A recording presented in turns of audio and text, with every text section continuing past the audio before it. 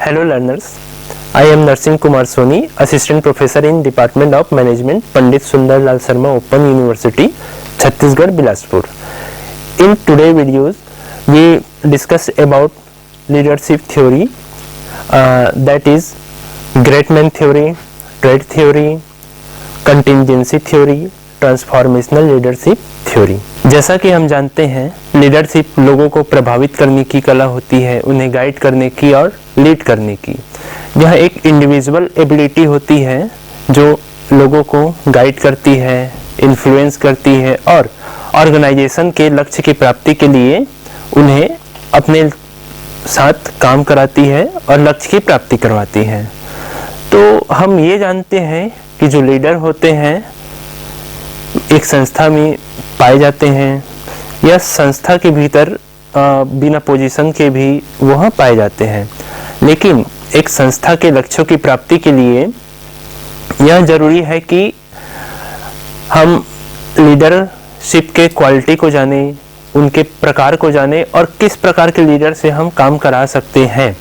इस चीज़ को हमें जानना जरूरी होता है जब हम एक संस्था चलाते हैं या किसी लक्ष्य की प्राप्ति के लिए हम काम करते हैं।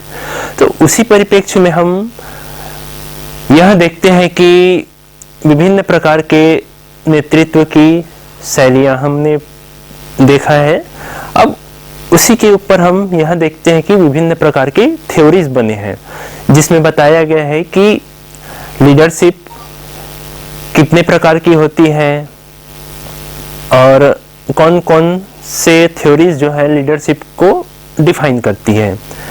तो यह एक संस्था के लिए, एक ऑर्गेनाइजेशन के लिए या एक सोसाइटी के लिए काफ़ी महत्वपूर्ण होता है कि जिस प्रकार के लक्ष्य हैं उस हिसाब से उनके नेतृत्व परफॉर्म करें। तो उसी परिप्रेक्ष्य में आज हम देखते हैं great man theory of leadership. जब हम किसी नेतृत्व के बारे में या लीडरशिप के बारे में सोचते हैं तब हम एक इमेजिन करते हैं कि जो पर्सन होंगे जो हमें लीड करेंगे या जो हमारे नेता होंगे वह एक अच्छे कद काठी का होगा, उसकी पर्सनालिटी अच्छी होगी, चार्म होगा, उसका चार्म होगा और वह लोगों को प्रभावित करेगा, लोग उसके आसपास घूमेंगे। यह हम कैसे सोचते हैं, यह एक हम नेतृत्व के बारे में सोच के एक मन में हम कल्पना करते हैं। तो वही बात होती है ग्रेट मैन थ्योरी की। ग्रेट मैन थ्योरी में हमने यह देखेंगे कि जो लीडर होते हैं वह बर्न होते हैं, इनबर्न क्वालिटी होती है, ना कि वो बनाए जाते हैं। हमने एक स्टेटमेंट सुना है, leaders are born not made. तो वह लीडरशिप, यह जो स्टेटमेंट है वह बात करती है ग्रेट मैन थ्योरी की। इस ग्रेट मैन थ्योरी की उत्पत्ति या इसके बारे में स्टडी 19वीं सेंचुरी में लाइट में आया, जिसमें हमने यह देखा जो लीडरशिप क्वालिटी होती है वह उनमें जन्मजात होती है। उनमें बचपन से ही इनेट ऐसे गुण पाए जाते हैं जो उन्हें आम रूप से नेतृत्वकर्ता या लीडर बनाता है। जनरली जब यह थ्योरी आई तब उस समय मिलिट्री से लीडरशिप की कॉन्सेप्ट आया था, जिसमें लोगों को वह आदेश देते थे, निर्देश देते थे और काम करते थे। सो उस समय के परिप्रेक्ष्य में अगर हम देखें तो द ग्रेट मैन टर्म जो यूज हुआ वह मिलिट्री के परिप्रेक्ष्य से आया, क्योंकि मिलिट्री में मोस्टली मैन होते थे। तो उस समय यह ग्रेट मैन के नाम से आया। उस अभी के समय में जैसे हम देखते हैं तो मेल के साथ साथ फीमेल भी लीडरशिप में काफ़ी आगे हैं, बराबरी से दोनों साथ में कदम मिलाते चल रहे हैं। तो उस समय के परिप्रेक्ष्य में इसे great man theory of leadership कहा गया। जैसा कि हम देखते हैं historian Thomas Carl great man theory के निर्माण में काफ़ी इन्फ्लुएंस रखते थे।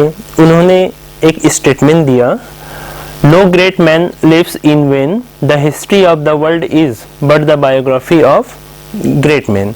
तो उन्होंने यह बताने की कोशिश किया कि जो लीडर होते हैं वह विश्व के इतिहास में अपना एक अलग ही छाप छोड़ के जाते हैं, अलग ही प्रभाव रखते हैं। According to this theory, leaders are born not made। जो लीडर होते हैं वह अपने अंदर कुछ क्वालिटीज रखते हैं जो उनके अंदर नेचुरली जन्म से ही पाया जाता है, जो कि उन्हें अन्य लोगों से भिन्न बनाता है, नॉन लीडर से उन्हें लीडर के रूप में प्रदर्शित करता है। ठीक है, जैसा कि हम देखते हैं according to this theory, leadership call for certain qualities like commanding personality, charms, courage, intelligence, persuasiveness, aggressiveness etcetera. तो अगर हम एग्जाम्पल्स में भी देखते हैं तो इस कारण जो हमारे लीडर्स होते हैं जो ग्रेट मैन थ्योरी के अंतर्गत आते हैं, उनमें यह होता है कि वह उनके अंदर क्वालिटी इनहेरेंट होती है और उन्हें किसी चीज को सीखना नहीं पड़ता, वे नेचुरल एबिलिटी लिए हुए अपने काम करते हैं और लीडरशिप करते हैं। वहीं पर जब हम ट्रेट थ्योरी की बात करते हैं तो ट्रेट थ्योरी जो है वह ग्रेट मैन थ्योरी के कॉन्सिक्वेंस में ही बना। तो ट्रेट थ्योरी में यह बात आती है कि लीडर्स के अंदर कुछ क्वालिटीज होते हैं जो उन्हें लीडर बनाते हैं। So this theory states that strong leaders have been described by their traits. सो उनके ट्रेट्स विभिन्न प्रकार के हो सकते हैं जो उनमें और बाकी लीडर्स में डिफरेंशिएट उन्हें करता है। Trait theory of leadership personality, social skill, physical और इंटेलेक्चुअल एट्रीब्यूट्स के कारण उन्हें बाकी नॉन लीडर से डिफरेंशिएट करता है और उन्हें लीडर बनाती है। तो इसमें देखते हैं कि trait theory of leadership focus on personal qualities and characteristics. Some traits are as follows, जिसमें हम देखते हैं कि उनके फिजिकल एंड कॉन्स्टिट्यूशनल फैक्टर होते हैं, इंटेलिजेंस होती है, सेल्फ कॉन्फिडेंस एंड डिसिसिवनेस होती है, एडेप्टेबिलिटी एंड फ्लेक्सिबिलिटी होती है, करेज होती है, एम्पैथी होती है, कम्युनिकेशन स्किल, ट्रस्टवर्दीनेस, हॉनेस्टी, यह सब स्किल उनके अंदर होता है जो उन्हें लीडर बनाती है। ग्रेट मैन थ्योरी में जैसे हम बात करते थे कि जो लीडर है या जो नेता है उनके अंदर जन्मजात गुण पाए जाते हैं, इनबॉर्न क्वालिटी होती है। वहीं पर यह थ्योरी यह प्रपोज करता है कि जो लीडर होते हैं उनके अंदर स्पेशल क्वालिटीज होती हैं और उसी पे वे वर्क करते हुए उस पे और एक्सपर्टाइज होते हुए आगे बढ़ते हैं और पूरी टीम को, ऑर्गेनाइजेशन को या जिस भी समूह में रहे वहाँ पे वो लीड करते हुए आगे बढ़ते हैं और लक्ष्यों की प्राप्ति करते हैं। जैसे हम यहाँ पे बात कर रहे हैं कि ग्रेट मैन थ्योरी बोलती है कि जो लीडर होते हैं वो बॉर्न होते हैं, पर ट्रेट थ्योरी में कुछ इनहेरेंट क्वालिटी रहती है, कुछ स्किल्स रहते हैं जिसके कारण वो अपना लीडरशिप आगे बढ़ाते हैं। तो वहीं पे जैसे अगर हम इतिहास की बात करें तो अलेक्जेंडर द ग्रेट को अगर हम इमेजिन करते हैं या उन्हें देखते हैं तो एक अच्छी कद काठी के व्यक्ति थे, पर्सनालिटी थी, चार्म था और उनके अंदर लीडरशिप स्किल था। तो वह होती है कि इनबॉर्न क्वालिटी है। तो लेकिन वहीं पर ट्रेट थ्योरी में हम देखते हैं कि स्किल्स क्वालिटी की बात होती है, जरूरी नहीं है कि उनके अंदर वह एक जो लोगों के मन में छवि है कि जो हमारे नेता ऐसे होना चाहिए, तो वैसा ना भी हो तो भी चलेगा। जैसे हम देखते हैं नेपोलियन बोनापार्ट को, तो नेपोलियन बोनापार्ट के बारे में यह कहा जाता है कि उनकी हाइट जो है अन्य की तरह कम थी, बाकी राजाओं की तुलना में, लीडर्स की तुलना में कम थी, लेकिन उन्होंने क्या किया, जो युद्ध लड़े या शासन किया वह अन्य कई राजाओं की अपेक्षा काफी अच्छा किया। तो वहां पे उनकी एक जो हाइट को हम लेके बोलते हैं कि लीडर की हाइट अच्छी होना चाहिए, तो वह नहीं थी, पर वहां पे वो काम किया। तो ये होती है ट्रेट थ्योरी। जैसे हम सचिन तेंदुलकर को भी ले सकते हैं, वो भी उनकी भी कम हाइट होने के कारण एक आलोचना होती थी, पर उनके अंदर एक ट्रेट था, एक स्किल था, जिसके कारण वो लीडरशिप पे काफ़ी अच्छा आगे आते हैं और टीम को साथ साथ उनके लक्ष्य प्राप्ति कराते हैं। अब हम देखते हैं बिहेवियरलिस्टिक थ्योरी ऑफ लीडरशिप। तो इस थ्योरी के अनुसार जब हमारे लीडर होते हैं वह अपने काम को करने पे बिलीव करते हैं, ना कि उनके क्वालिटीज के कारण उन्हें जाना जाता है। Unlike trade theories, behavioral theories attempt describe leadership in terms of what leaders do, while trait theory seeks to explain leadership on the basis of what leaders are. So यहाँ पे हम देखते हैं कि जो पर्सन है या जो लीडर है वह अपने काम के थ्रू, वह अपने बिहेवियर के थ्रू लीड करने के लिए आते हैं। जैसे कि इसमें हम देखते हैं कि ये लीडरशिप के जो प्रकार होते हैं उसमें हमने देखा था कि ऑटोक्रेटिक लीडर होते हैं, आपके ऑथोरिटेरियन लीडरशिप होती है, या फिर हम देखते हैं कि लेसिस फेयर लीडरशिप होती है। तो इसमें क्या होते हैं, हमारे लीडर के एक्ट के ऊपर डिपेंड करता है कि वह ऑटोक्रेटिक भी हो सकता है, डेमोक्रेटिक भी हो सकता है और लेसिस फेयर भी हो सकता है। तो इसमें हम देखते हैं मिशिगन यूनिवर्सिटीज में भी एक स्टडी हुई थी जिसे रेंसिस लिकर्ट ने किया था। उन्होंने बिहेवियर के बेस पे लीडर के दो टाइप बताए थे, जिसमें एक टाइप होता है प्रोडक्शन और task oriented leader and second is employee oriented leader. तो इस दो टाइप के लीडरशिप में हम प्रोडक्शन ओरिएंटेड और टास्क ओरिएंटेड लीडरशिप में हम ये देखते हैं कि जो हमारे लीडर होते हैं वह काम को लेकर, एम्प्लॉय के वर्क प्रोसीजर को लेकर, या फिर जो उनके परफॉर्मेंस है उसको लेकर काफ़ी इंटरेस्टेड होते हैं और उस पे बिलीव करते हैं। मतलब वो टास्क ओरिएंटेड होते हैं, उन्हें वर्क और उसका रिजल्ट चाहिए होता है।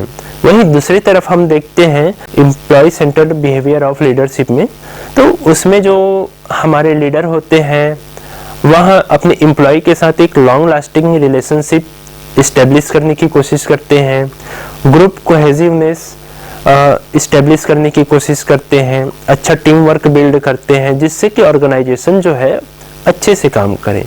तो ये दो टाइप ऑफ लीडरशिप जो होती है जिसे रेंसिस लिकर्ट ने प्रपोज किया था।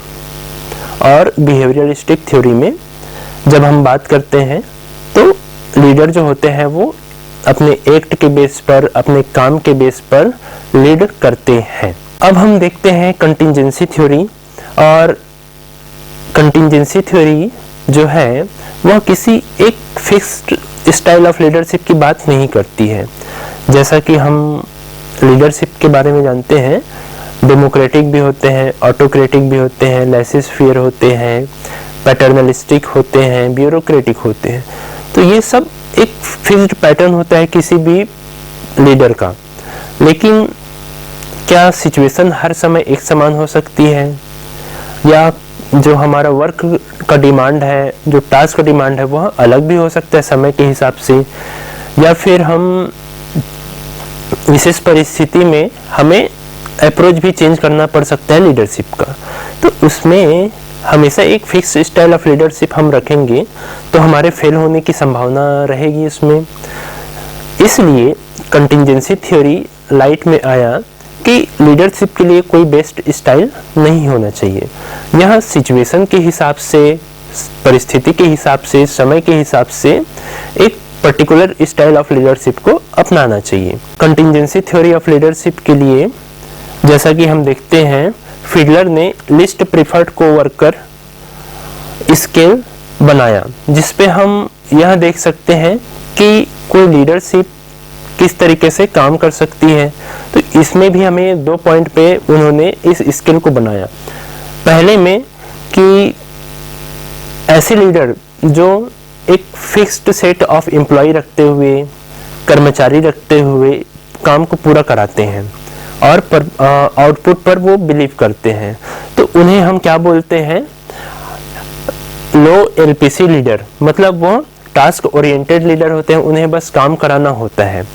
वहीं पर हाई एलपीसी लीडर जो होते हैं वह रिलेशनशिप ओरिएंटेड लीडर होते हैं, वर्क जो होते हैं उससे एम्प्लॉय के साथ मिलकर काम करते हैं, उनके साथ एम्पैथी और सिंपैथी के साथ काम करते हैं और लॉन्ग लास्टिंग रिलेशनशिप बिल्ड करने की कोशिश करते हैं।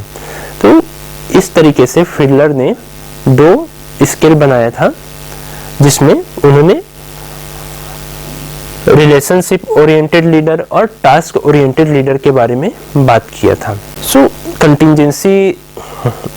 कंटिंजेंसी थ्योरी ऑफ लीडरशिप में हम यह देखते हैं कि जो एक लीडर होता है वह सिचुएशन के हिसाब से, टाइम के हिसाब से वह लीडरशिप स्टाइल को अपनाता है। इट मीन्स वो फ्लेक्सिबिलिटी को शो करता है और किसी भी रिजल्ट को अचीव करने पे फिर वो बिलीव करता है।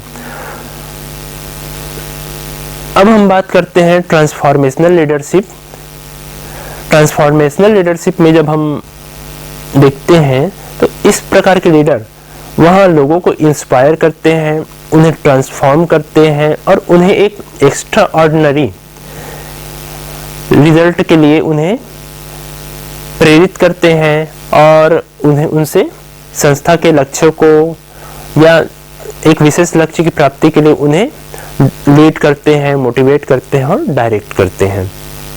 इसमें जैसे देखते हैं हम तो ऐसे जो लीडर होते हैं वो काफ़ी प्रभावशाली होते हैं, उनके फॉलोवर काफ़ी ज़्यादा होते हैं और हो सकता है कि उनके जो फॉलोवर हैं वह नेचुरल तरीके से भी आए, वह एक करिश्मेटिक पर्सनालिटी रखते हैं, उनके पास एक स्ट्रॉन्ग विजन होता है और उस विजन पे उनको स्ट्रॉन्ग बिलीव होता है और उसी बिलीव को वह अपने फॉलोअर्स को, लोगों को भी कराते हैं। इसमें हम देखते हैं कि उनके 5 एट्रीब्यूट्स जो है मेन आइडेंटिफाइड है, जो है self confidence, vision, strong conviction in that vision, extra ordinary और novel behaviour and ability to create an image of a change agent. तो जब हम ट्रांसफॉर्मेशनल लीडरशिप की बात करते हैं तो वो एक उन्हें भरोसा दिलाते हैं कि हम कुछ न कुछ परिवर्तन जरूर करेंगे और उनका एक विजन होता है, उन्हें खुद पे भरोसा होता है और इस तरीके से वो क्या करते हैं, किसी भी काम को पूरा कराते हैं। ट्रांसफॉर्मेशनल लीडरशिप के एग्जाम्पल में अगर हम देखें तो वहाँ गौतम बुद्ध हो सकते हैं, आपके एपीजे अब्दुल कलाम हो सकते हैं और नेताजी सुभाष चंद्र बोस हैं, महात्मा गांधी जी हैं, जिन्होंने एक लार्ज सोसाइटी को मोटिवेट किया, प्रेरित किया और उन्हें अपने विजन के साथ चलने को उन्हें प्रेरित किया, जिससे वो कुछ न कुछ रिजल्ट हासिल किए। तो यह होती है आपकी ट्रांसफॉर्मेशनल लीडरशिप।